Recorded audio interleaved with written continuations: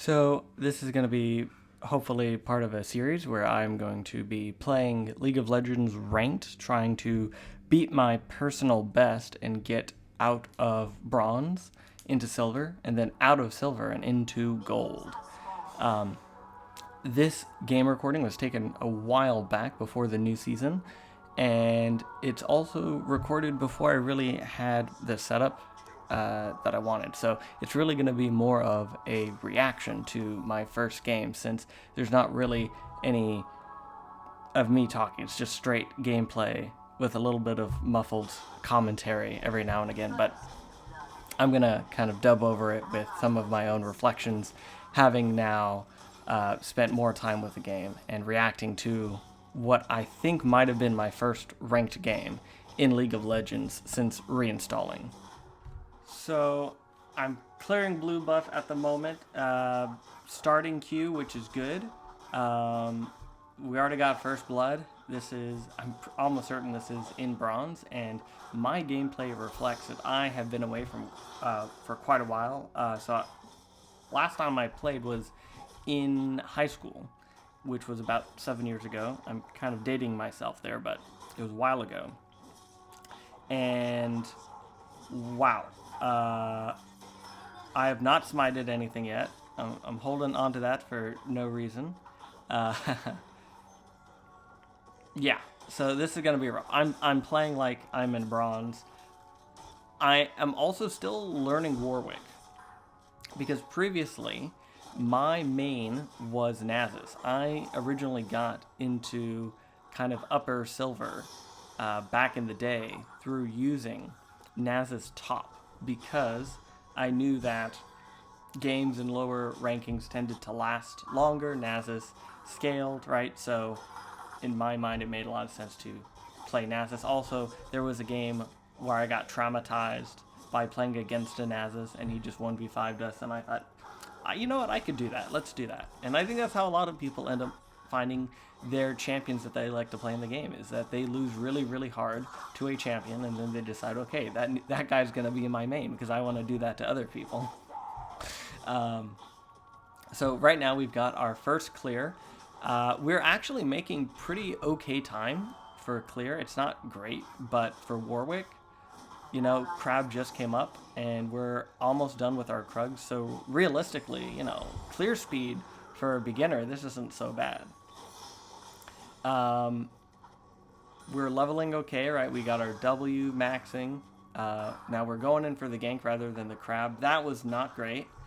Not a great play there.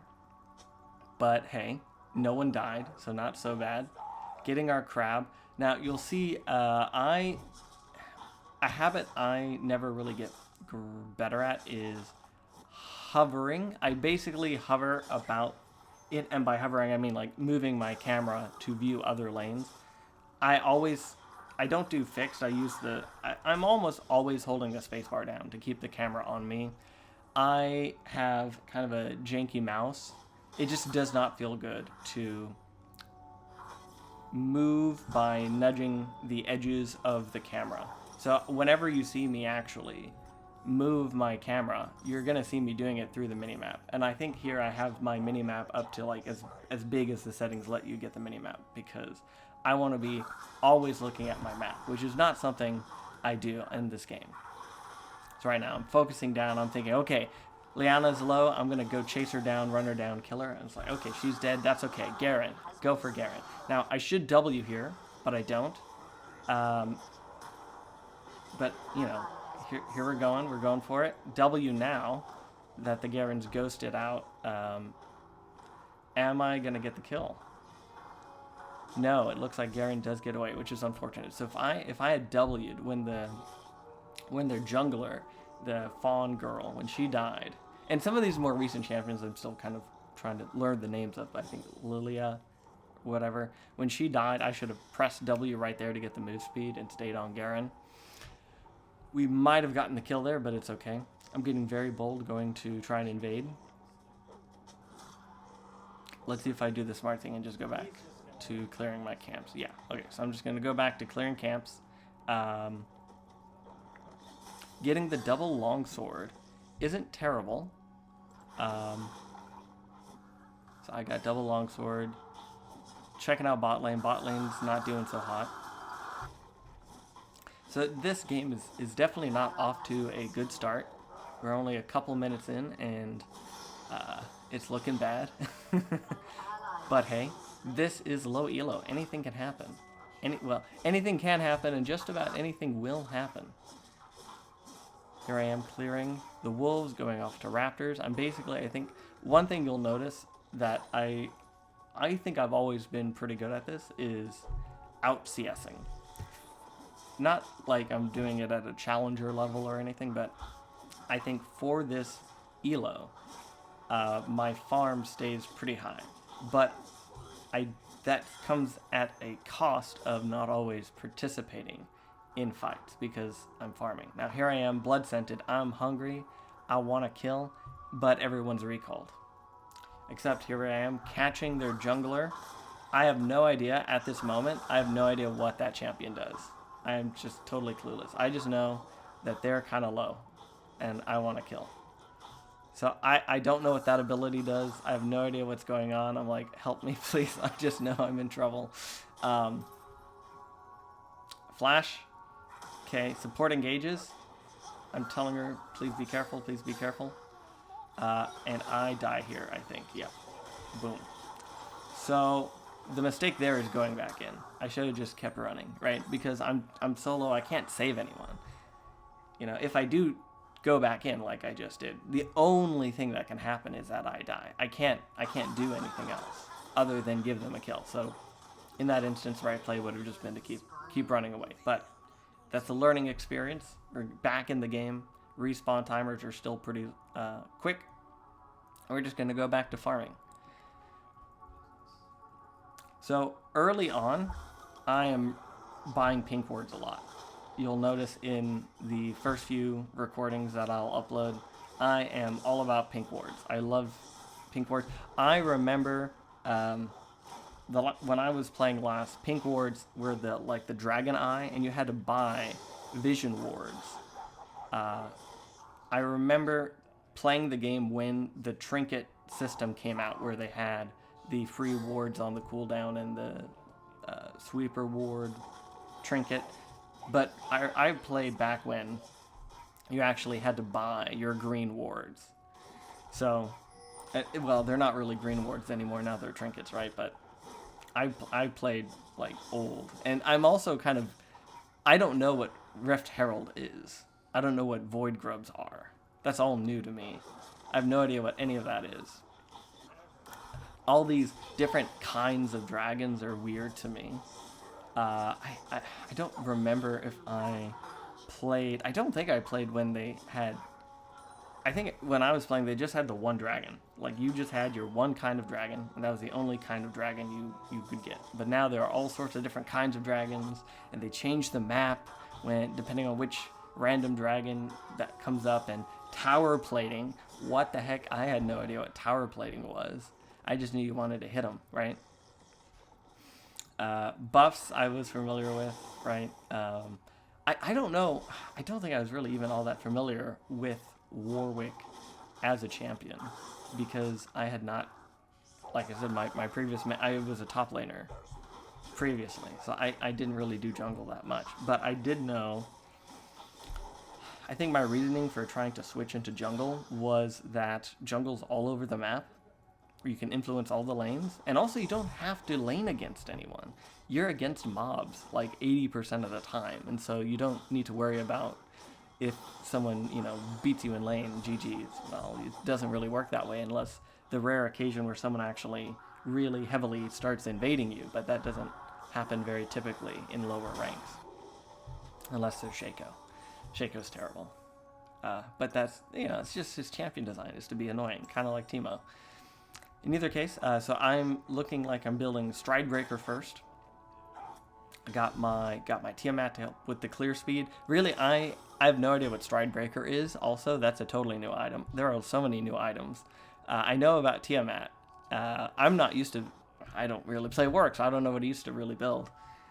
So I'm learning the new items as well. I'm just mostly going off of the recommended page, which is a nice feature. Back in back in my day, we didn't have no recommended items. You had to know what your champion built. You had to go on like Mobalytics or LOL guides or something to learn what you were supposed to build on your champion, because there wasn't a recommended page that would tell you. But here I'm basically just doing recommended. Also, jungle pets. Jungle pets are totally new. Jungle has gotten so much easier. I remember when I first played, you had to play a jungler. Otherwise, jungle was just actually unplayable. You would just die in the jungle because your champion just couldn't do it. You couldn't even get your first clear.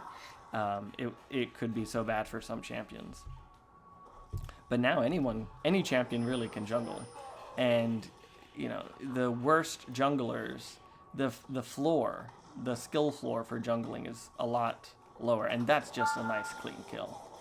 Can I get a like in the comment and a subscribe for that kill? That was just a nice, clean, low cortisol, you know, prime example of what you want to do as Warwick. But looks like we've been caught out. We're in trouble here. We got stasis or drowsied. We're going in for the fight, but it's not looking good. And here she comes. Now, one of the things I would later learn is that Warwick actually has one of the worst base move speeds in the game. So running away is something Warwick is actually really, really bad at. And so turning there was actually, I think, the correct move. Even though it was a loss. Mostly because Lilia is so fast, you can't run away. Her base move speed, she just walks and catches you. She doesn't need to dash or anything. And you, as Warwick, without your ult, can't do anything. Although I did have my flash up, so maybe in retrospect, I should have just flashed and run away. That actually, take it all back. I should have just flashed and run away. That would have been the correct play. But hey, this is still pretty green. I'd only played against bots, so this is like my first ranked game against real people. Previously, you know, you have to grind to level 30 just against NPCs, bots, which they're super, super predictable. They do the same thing every game, and so at the intermediate level, basically, players just invade them on their bottom side buff, kill the level 1 jungler, and just snowball from there. Because yeah, the NPCs are pretty predictable, and they're also very aggressive. But here's a Xerath. Look at that. I would be salty, man. Look at that Xerath. Nope. Dodging. Bobbing and weaving there. I mean, I got hit by almost everything, but I dodged the last one, which is what mattered, right? He almost got me. Here I am. I'm close to this Garen, but I know my health bar. I know Garen's big. I know enough of League to know I can't fight the Garen. I know enough of League to know the 2v1 also probably won't go so well. So I just ping Sion, hey, stay away, let's not do that. But I will get healed up from doing these camps, although Garen comes in to prevent that from happening.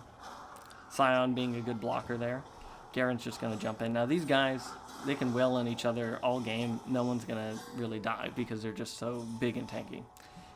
So what I should do is I should just back here, which is what I start to do. Wasted a little bit of time. I don't know if I knew what that flower did. I thought I just wanted to hit it. But here we go. We're getting the gank from, I think, Heiwei. We're getting the engage. Here I go in. So this is almost a great play. What I should have done is I should have ulted on the Garen. If I had ulted on the Garen to stop him from executing me sooner, we would have gotten the kill and he would have gotten nothing. So, misplay by me, especially with the silence. You kind of have to either just wait for the silence to hit someone else or ult immediately, so that way you get your healing from the ult and he's locked down so he can't do anything. So that was a misplay by me. Should have ulted on that Garen and played around his silence. But I see Sion in that fight up top. I say, okay, this is my moment. I'm Warwick. I got that move speed. I'm coming in, and I want it so bad. I go for the ult here, right? And boom, nice clean Warwick kill, right? This is one of the nice things about Warwick, is that if you just see a enemy champion in a lane and they're kind of squishy, you just W on them, and if you're at least reasonably a champion, you win. Although, if you notice there, I believe I died because I was not listening to my teammates and I had no map awareness. At this point in my journey, I have no map awareness. I don't know where anyone is, so I just got ganked and killed for essentially free from being overextended. And I even think a teammate pinged me to warn me there that someone was coming, but I was not paying attention. So my map awareness here, champion knowledge, macro knowledge in terms of what to do to move the game state forward, all that is pretty rusty, pretty bad. I mean, it was never really good back when I used to play, because basically my game plan as Naz's top was just farm, get your Q stacks, and then push push until you win, right? People will come to you and then you just kill them because you're just bigger than everyone else on the map.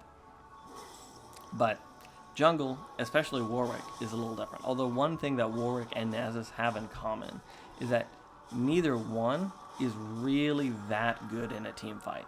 Nasus is better in a team fight, but neither one is really great in a team fight. Because as Nasus in a team fight, all you really do is try and wither or slow someone with, probably slow their ADC, put your E down on their tank, and then you're just going to get locked down the whole fight with CC. If they have at least a decent team comp, you can't do anything, right? Because of all the crowd control. You're just going to be locked down after you land those two abilities. If you're lucky, you'll be able to hit someone with the Q. That's a high priority target, but that's about what you do with Nasus, which isn't really that much. Warwick, I will later discover, also doesn't really do much in team fights, but here I am totally zoned in on farming. I don't think I ever team fight. Spoiler, I don't think I ever really team fight here. I think all I do is just farm camps and farm minions, and that's it. I have very, very little impact on the game outside of just farming. Which, if I was a champion like Master Yi or something, that might be more impactful, but as Warwick, it's not super great. In retrospect, the way I think you play Warwick the way you play Warwick in the early game is you want to gank. Whenever your ult's up, you're ganking somebody. You don't even really need your ult to gank, but your ult just essentially guarantees a gank. In the mid and late game as Warwick, your game plan changes depending on if your team's doing well or not. If your team's at least doing like moderately okay and you have an okay team composition where your team can competently fight the enemy team, what you're doing is you're looking for picking people off and assassinating squishy targets. So if their ADCs just randomly, pushing bot lane or something in the mid game and they don't have tower or whatever, you just jump on them, assassinate them. It's now 4v5. Good job, you did what you're supposed to do with Warwick. If your team's super far behind mid and late game as Warwick, I think the correct play is what I'm doing here. If your team's super far behind, I think Warwick as a split pusher is what you should do, because you can't really do much team fighting. Although I don't split push very well here. So one of the reasons why I don't split push well here is because I am I'm not itemizing well for split pushing, right? So right now I'm getting Blade of the Rune King, which isn't like terrible for split pushing, but really you'd want probably the Siege Breaker, Bastion Breaker, whatever the item's called that gives you health and attack damage and stuff on towers. Also, it's not wrong to occasionally go back to help your team, especially if the enemy gets a little weakened and softened up. But I actually don't necessarily disagree with my choice here to split push. Now, so right here, Misfortune shows up. I think it would have been okay if I had baited out the Misfortune and tried to assassinate her and then kept split pushing, but recalling's also okay. But this game, our team cannot really fight them in a straight up 5v5. We will lose. It's way too skewed. So I don't bother. I I also do just farm, right? I just farm. What I should be doing is, if I had better map awareness and macro knowledge, what I should be doing is thinking about what lanes are likely to get the most value for me to push. So that's probably going to be bottom lane, because Baron's up. So I don't want them gravitating toward the top part of the map. I want them gravitating toward the bottom. So what I should be doing here is actually trying to split push bottom lane and being sure that I have enough vision and awareness of where the enemy team is so that I don't get 3v1'd. I have enough farm that I could beat probably anyone on their team in a 1v1.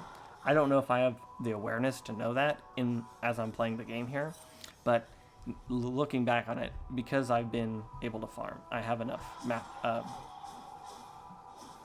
resources to probably 1v1 anyone on their team.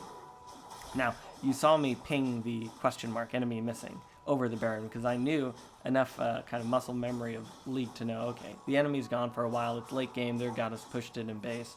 They're probably doing the neutral objective, right? They're probably doing Baron, and boom, they got Baron. We really couldn't have contested it, I don't think. So that was a terrible death. So what happened there was I was not looking at me on the map.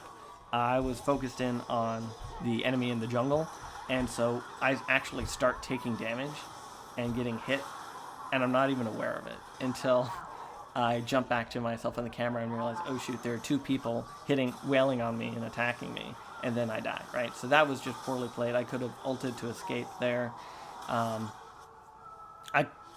I could have seen them if I was looking at my mini-map and had more awareness of myself and not just, zeroed in on what was happening in the jungle. So that was a bad death. That was a bad death there, just for me not paying attention.